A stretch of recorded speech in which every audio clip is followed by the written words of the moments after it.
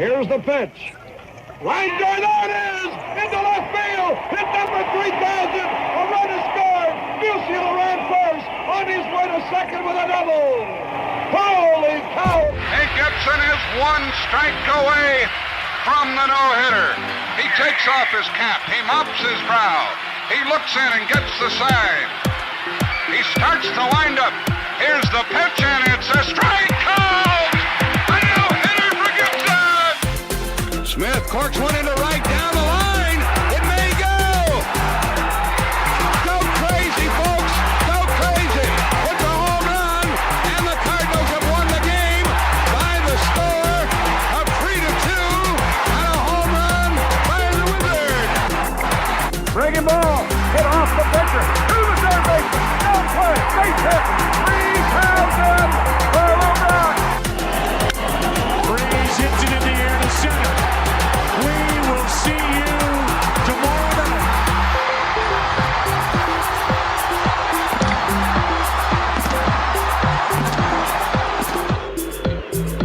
Suter from the belt to the plate, a swing and a miss, and that's the winner!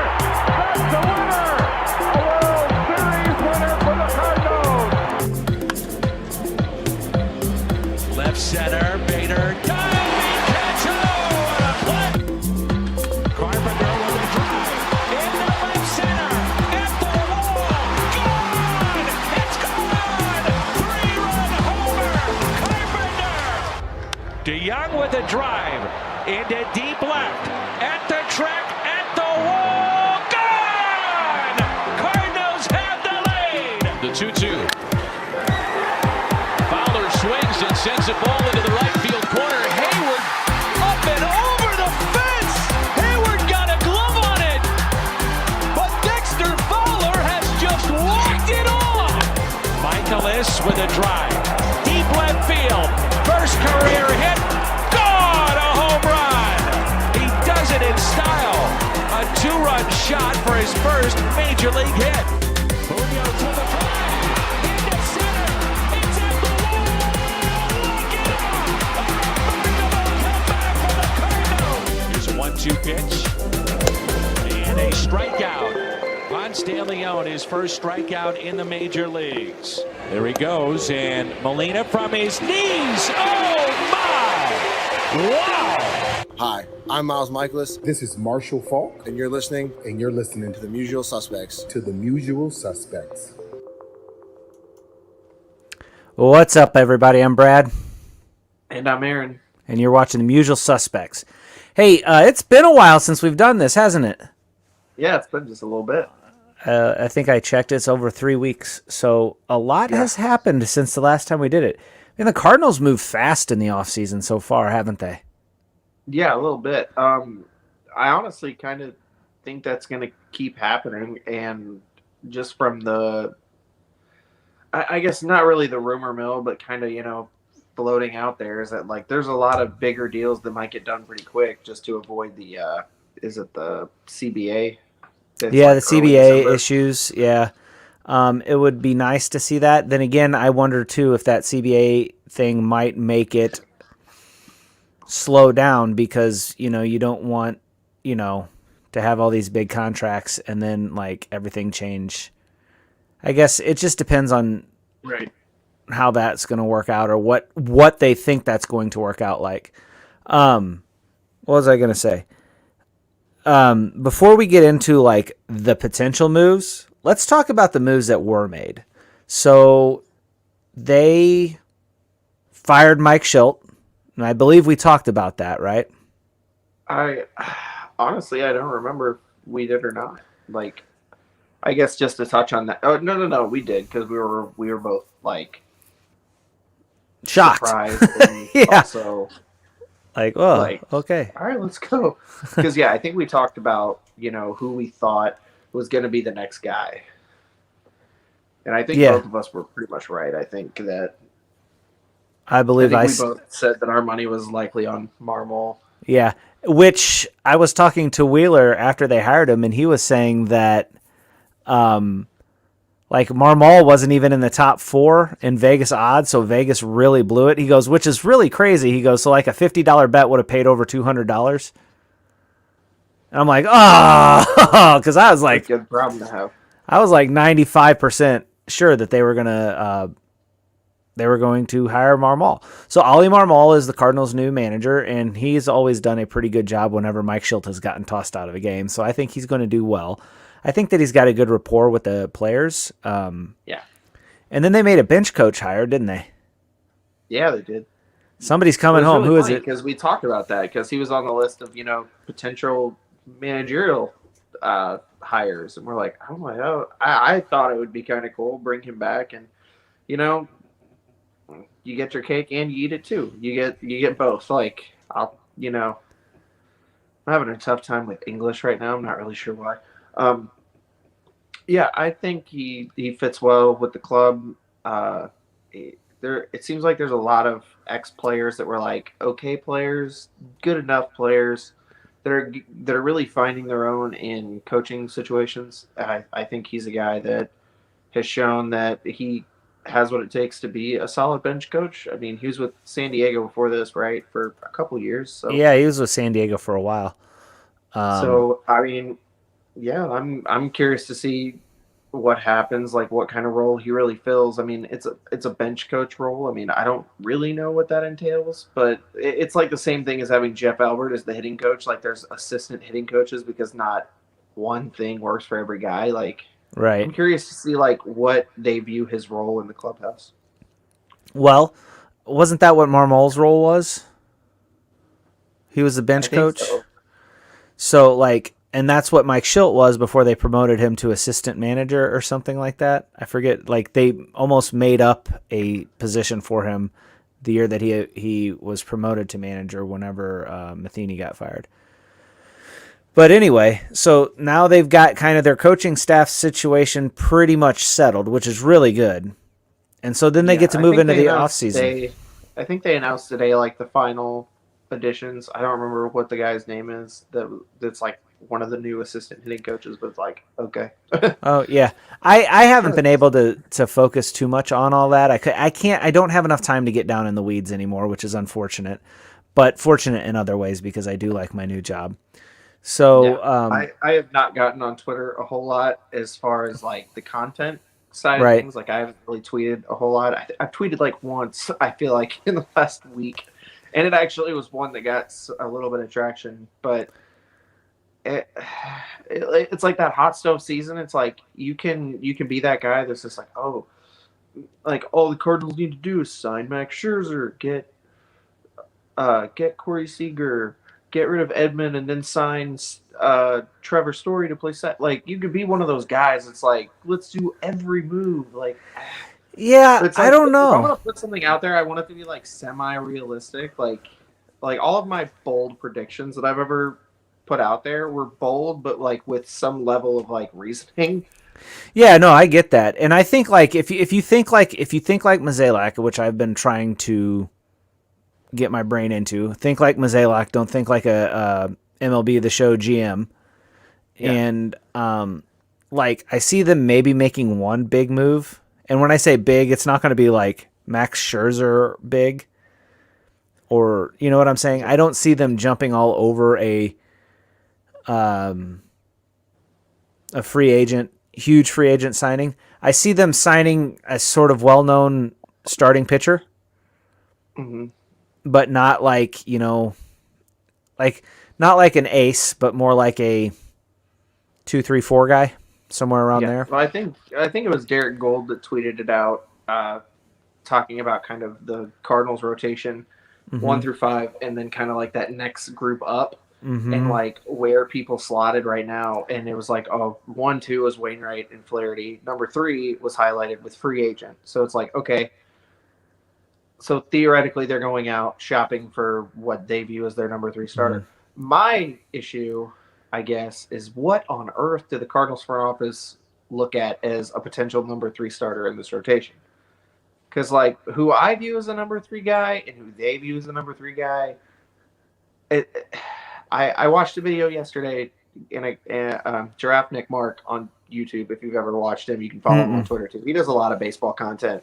I enjoy his content, and he was like, "I'm gonna choose where every free agent pitcher ends up, or not pitcher. Every free agent. He put a free agent with all of them. He put them in every team. It was all over the map.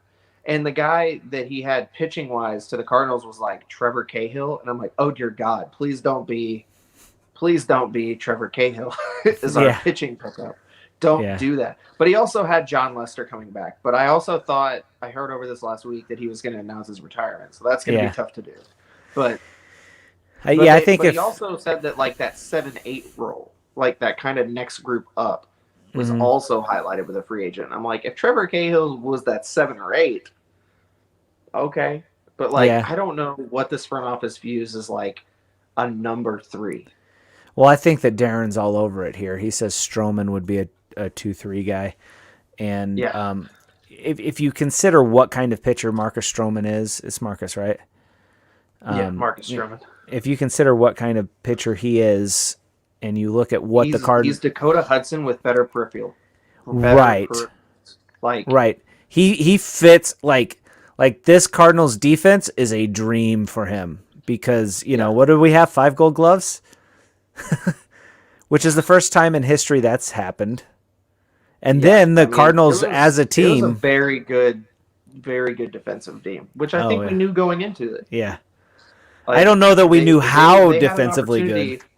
And the thing is, even if shortstop, if they would have had just one of the 2 guys, you'd argue you might even have another candidate there. Like, it's a pretty stacked defense. And Dylan Carlson, you know, poor outfielder, was the only one without a and he's not bad. It was a rookie who had to play every position out there. Like, you get him a couple seasons where he's the primary right fielder. I'm like, it's looking pretty good for the future. And they've got all 3 of those outfielders for a while. So, I mean, it wouldn't be surprising to say that they have 3 Gold Glove caliber outfielders for the foreseeable future, which is huge. Yeah. And then the corner infield is probably the 2 best corner infielders in the game right now. I try in the game, definitely on one team. I can't think of a team that has a better first and third base combo than Arenado and Paul Goldschmidt. So the thing is, it's like there's only like a couple or like 2 or 3 other really, really good first basemen. Yeah. And so it's almost like, okay, you can take those teams and then you just have to compare what they have at third. Right. Like I think Austin Riley is the third baseman for Atlanta. And at least offensively, he was really good. I don't know what he looked like defensively, but like you can make that argument because it's Freddie Freeman, but at first base, because it seems like he's always a bit of a stud over there. But I'll tell you what, Freddie Freeman didn't win the Gold Glove this year. No. Goldschmidt and Arenado is nice. Yeah. Nice. The one that surprised me the most was Tommy Edman. Yeah. Because just looking at it on paper, and because I know now they're starting to move towards a little bit more of a metric mindset with Gold Gloves. They're not just looking at the eye test. But on paper, when you look at the metrics, a lot of them still kind of favored Wong a little bit. Mm-hmm. So I was like, I'm curious if they didn't give Edman a little bit more of a boost because he did have to play all these other positions too, but yet still remain solid at second base. Yeah. I mean, I don't know. Like, I wouldn't have thought that Edman... I mean, it makes John Mozeliak look like a genius for letting go of Wong. Oh, it does, because they had the better defensive second baseman.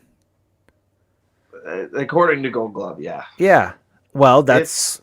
It's a really, it's remarkably close. It's remarkably close, and then when you look at the money that goes into it, like, okay, well, yeah, this was the right call. You know, statistically speaking... It was the right call if they were solely looking at, what they thought Edman could bring defensively, because from an offensive standpoint, it's not close. Edman, I do like what Edman does on the base paths. I think he was second in the National League to Trey Turner in steals. had 40 doubles. I just wish that I don't know, like he gets on base enough. He doesn't walk a ton. And it's just like he just slaps singles, he gets doubles. But it's like he's like just like a kind of an uneventful player. He's just kind of there, and like he does his job, which is fine, and then he wins a Gold Glove, and you're like, oh, where did that come from? Yeah. No, I really like Tommy Edman. I think he should be the second baseman for the foreseeable future. But coming up this next year in the collective bargaining agreement and all that other stuff, chances are we're gonna have a universal DH. But you're also training Nolan Gorman to be the second baseman of the future, which Nolan Gorman, I don't know what he is defensively. I know whenever I saw him play live, the ball just sounded different off of his bat compared to a lot of the other places. And that was with Juan Yepes was there, and so was Harrison Bader. He's got a. Mo says that Gorman is ahead of the curve defensively at second base. They've already talked about how like he's exceeding their expectations at what they thought he could be defensively at second. And I'm like, well, that's good news. That's good news. You're not going to downgrade defensively. If that's true, if he looks even decent at second base defensively, and you think his bat is there, oh, perfect time for my fanding law. And you think his bat is there, do you look at trading Edman? No. Because I don't think his value is getting higher than it is right now. So and if they think Gorman's the guy moving forward, do you look at Edman as do you think Edman is a bench bat? Do you think he's okay with that? And do you think this team is okay with that? Well, here's what I think is going to happen. I think that this team is looking for flexibility. I'm listening. Yeah. So with this team, you will have, as far as middle infielders go, as it sits right now, you would have Edman, you'd have Sosa, and then probably still DeYoung, and then you'd also have Nolan Gorman. Well, you'd have DH, so you could have an extra spot for a bat, and then any one of those guys can slot in at DH, second base, or even shortstops, because Edman could play shortstop. Edman, he wouldn't be as good as Sosa, but like you could have a Edman at shortstop, Gorman at second for a while, or and they can rotate and spell one another, and then you can always have somebody's bat in the lineup at DH. I think you're going to see the Cardinals aren't going to go out and get a designated hitter. They're going to make sure that they have designated hitter capable guys on their bench. As much as I agree with you, how great would it be though if we did go out and get a designated hitter? Because I think I would absolutely love Nelson Cruz. So here's what I'm thinking they should do. And so old and mashes. This is what I'm thinking, that if they went out and got a designated hitter, it'd be because they could get a good deal on Albert Pujols and they could bring him home for a reunion tour. They would have him bat against left-handed pitching, and they would have like a Gorman bat against right-handed pitching, so that you wouldn't, Albert, gosh, he's not the same guy he was. And he can still hit left-handed hitters, but right-handed hitters would just make him look silly, which is crazy to stop and think about. But you could have him, you could have that farewell tour, he could retire as a Cardinal, that sort of thing. But you would still have that flexibility by platooning him and Gorman at DH and second base and whatnot. And then if you wanted to give him a start or two to spell Goldschmidt at first, you've got a solid guy because Matt Carpenter's not going to be back, so you don't really have a backup first baseman. Yeah, that's another thing that we haven't even talked about. Matt Carpenter is done as a Cardinal from the looks of it. I don't see a scenario where they re-sign him to any extent, really.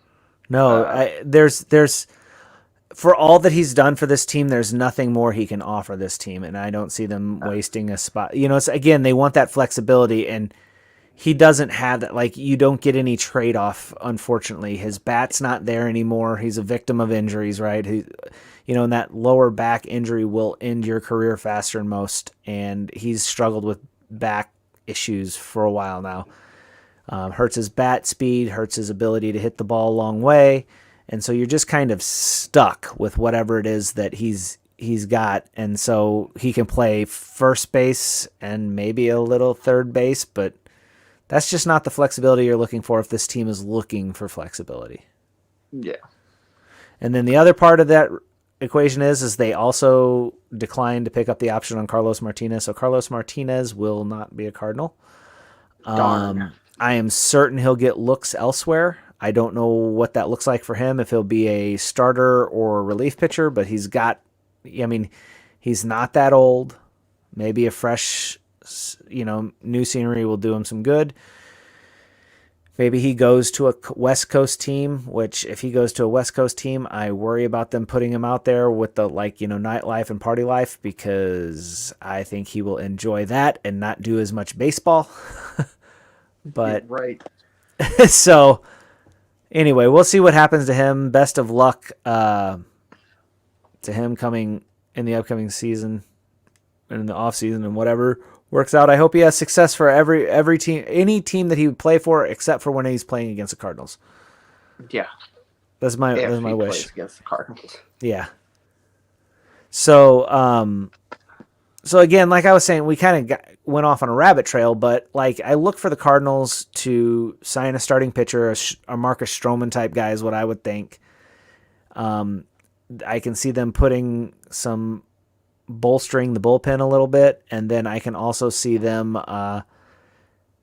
picking up a shortstop, maybe. But I don't see. I don't see them. I don't know. Like, they've already talked about adding more to the bullpen. They re-signed T.J. McFarland, which was one of those pleasant surprises this past season. I saw today that they're in talks with Luis Garcia about possibly re-signing. So, again, another bright spot from last year. If even one of the two of those guys pans out in 2022, you'd consider that fairly successful, considering how cheap both of them are. I've heard that it's a possibility that they look for a higher-end relief pitcher because, clearly that's worked in the past. Like, if it's anybody who you're like, oh, I've heard of them, they are probably going to suck when they get here. But it's fine. Which is really weird because St. Louis is a very hitter-friendly park. Or pitcher-friendly park. Yeah. But, like, if you hear my endorsement for a relief pitcher and the Cardinals get them, they're going to be terrible. Yeah. I have every time that I've been like, oh, I really would love if they went out and got so-and-so. Magically they do, and then they suck. So I'm going to do my best not to do that because it's just not going to work out for any of us. The shortstop question is, it's frustrating because we saw the production that we got from shortstop last year. Yeah, and it wasn't great.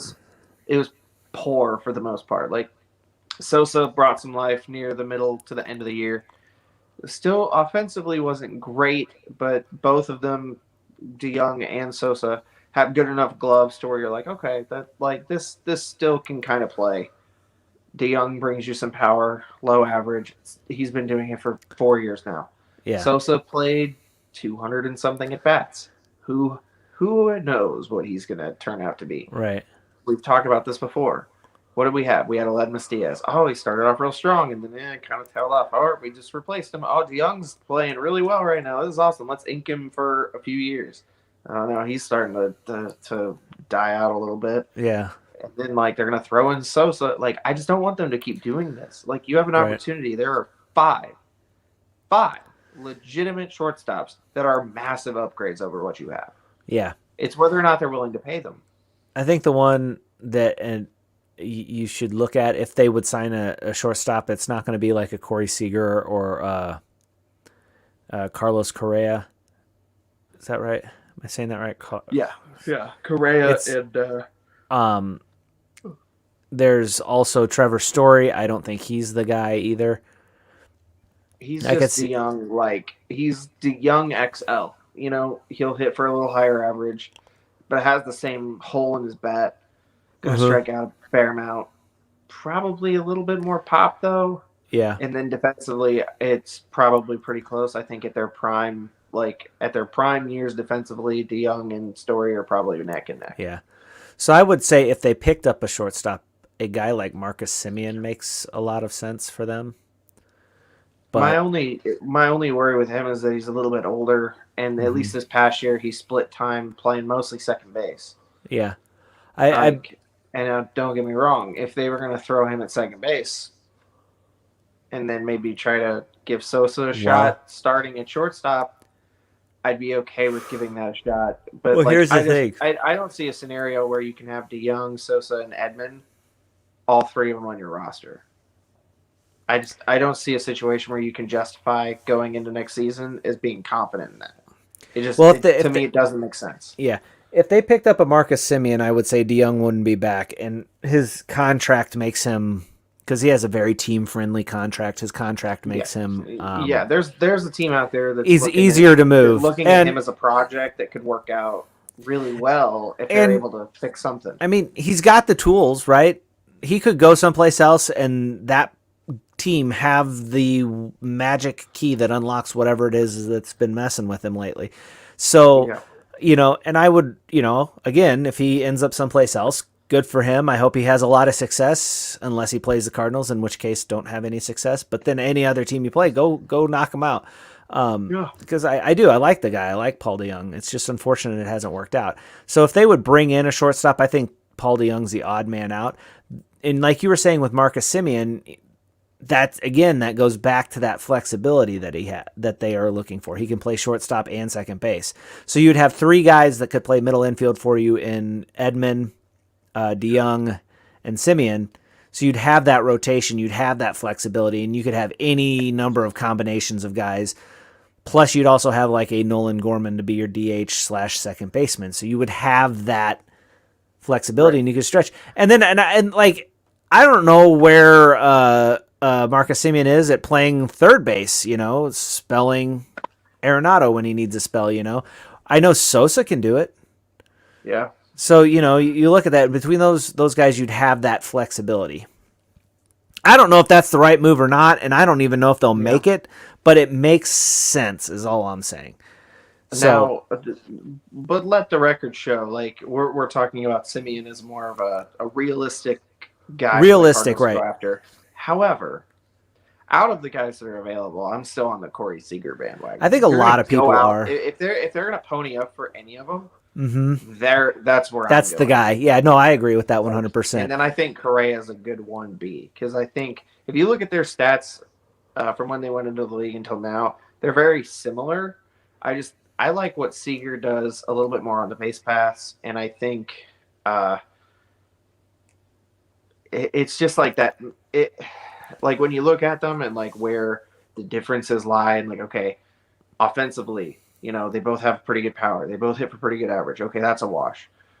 Defensively, they're both fairly solid. Okay, like what's that X factor? And I think Seager on the base paths is kind of that like extra little bit where you're like, I like what he brings you just a little bit more. Yeah, and the other thing to consider too is it's a lot easier to hit at Minute Maid Park or whatever that field is called now. But in Correa's defense, we have plenty of trash cans in St. Louis. I'm not necessarily talking about the trash cans, but I mean you can. I know, but I am. Yeah, it's still funny to me. Oh, it is. Great. So I think that there's that aspect to it too. You've got to consider. So like they're similar offensively. To me, Dodger Stadium probably plays a lot closer to Busch Stadium than Minute Maid does. If you're considering that half of their at bats come in at one of those two stadiums, Seager's probably a better fit. But again, I'm not against either one of those. And like I said, Simeon would probably be the guy, and then everybody on Twitter would go, "What are they doing?" Dude, if they got Simeon, I would still be like, "Oh, okay." Yeah, no, here we go. I'd still be very happy with it. Because again, you've got these five guys, right? And like the only one we haven't really talked about is Baez. But like, good God, I don't want to see 200. No, we already know we know what a shortstop striking out looks like. Like I'm good on that. But And who would I make fun of then for being El Mago whenever he makes an error? I'd still make fun of him for sure. I wouldn't care if he here's was a on the question team for you. one of his better years. The minute he boots one that's like really easy, I'm gonna be like El Mago. Like I'll do it every time. Did you see him make that double play disappear? Yeah, shocker. No, like I'm just kind of curious of what ESPN would do and MLB would do, like, because they love them some El Mago, but they don't love them some Cardinals. They would be forced to play Cardinals baseball. I don't know what they like. I don't know how they would react. Like or they'd be forced to treat Javi Baez like the player that he actually is, not the player that they portray him to be. Right. This would be the year where they didn't play a single Cardinals game, and they're like, "Oh, well, maybe we were wrong about Baez." Be like, "Really? That's your takeaway, huh?" Cool. I mean, like we're coming up on a little over 30 minutes. We kind of came into this episode being like, "Yeah, it's going to be like some quick hits. Not going to be like a typical episode." One of the things that I wanted to talk about to end it on was the rumors floating around that Max Scherzer would entertain an offer from St. Louis. So my question to you is, what do you think that means? Because I'll give you my answer. I'll tell you exactly what it means. If St. Louis offered him the money that he's looking for, he would absolutely consider coming here. Like, Max Scherzer isn't going to go, "No, I'm not playing in St. Louis," even if they pay me the same or the best offer. Well, did you see that he apparently in the middle of the season turned down a trade to St. Louis because the Cardinals were kind of hovering around 500? Yeah, no, I think. Listen. He looked at that Gold Glove. He looked at that Gold Glove ceremony and said, "Oh, I think I'd like to pitch in front of that defense." Yeah. I mean, seriously, 5 Gold Glovers makes your team look a lot more appealing because makes pitchers look better. Good defenses boost pitchers' stats. Dakota Hudson in 2019, the perfect example. I had an argument with somebody on Twitter. It wasn't really an argument. It was more of like me being bewildered by the fact that this man said what he said. And it was like this whole big conversation in regards to Marcus Stroman possibly coming to the Cardinals. I made this tweet. I was like, the more I think about it, the more I'm like, this could be nice. And this guy was under the impression that he thinks that Dakota Hudson is far and away a better pitcher than Marcus Stroman.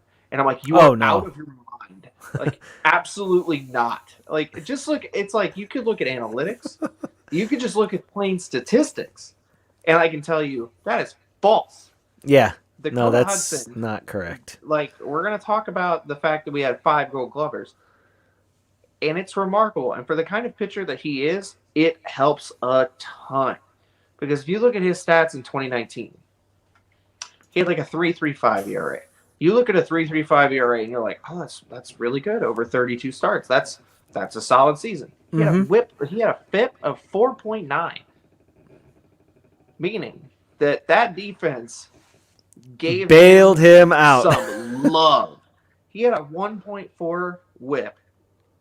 Spoiler alert, that's really bad. Yeah. Like, we're talking about John Gant earlier this year and how we're like, oh my gosh, one of these games is going to blow up on him because he keeps putting base runners on, but they're not scoring. That was Dakota Hudson in 2019. But it never blew up on him. Yeah, he just got lucky, and it just never exploded when it very well could have a lot. He led the league in walks.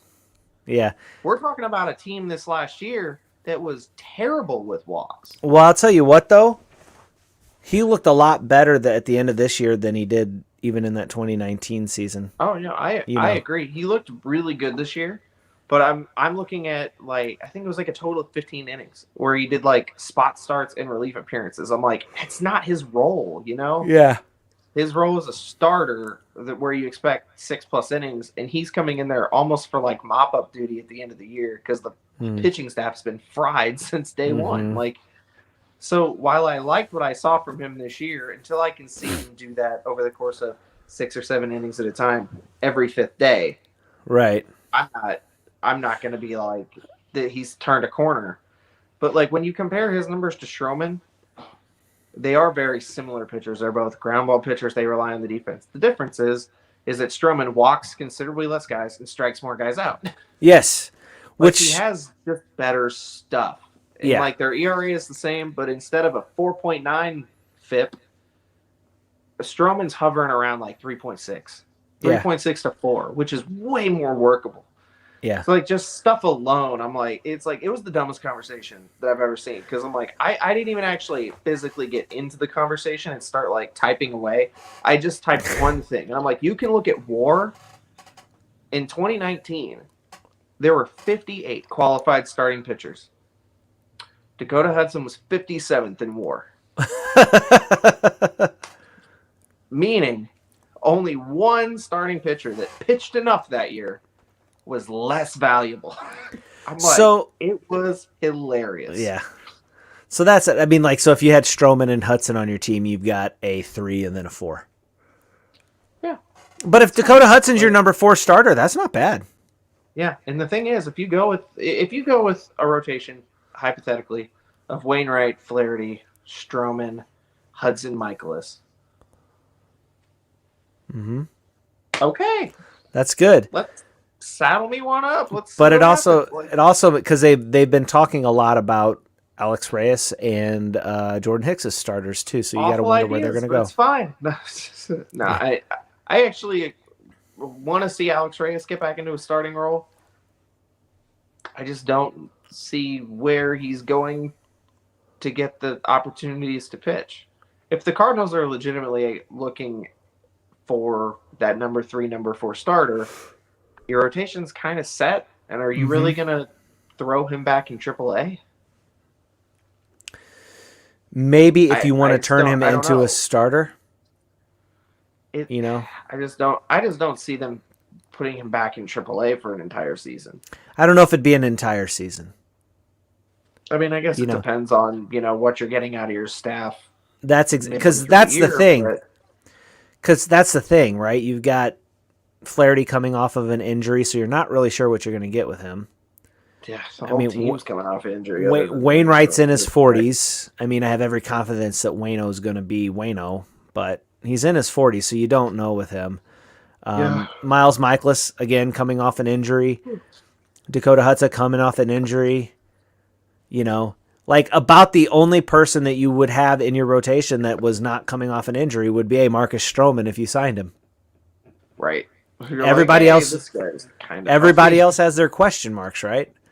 But even though they have their question marks, if none of those question marks become an issue, that's a strong rotation. So anyway, before we go, I wanted to leave us with a video here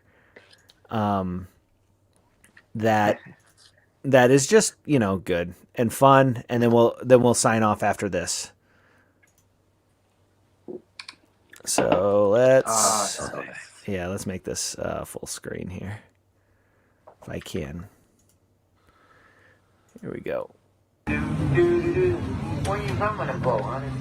Better watch it. His wife might get jealous. Look at Oh, you gonna try it on the girl's side? No, he getting back on the man's side. Yeah, he trying to show you half a man he think he is.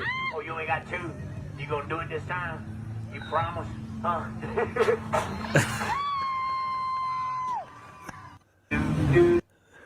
I just love that. Where you coming I just love that he's so good at what he does that he can just walk up there.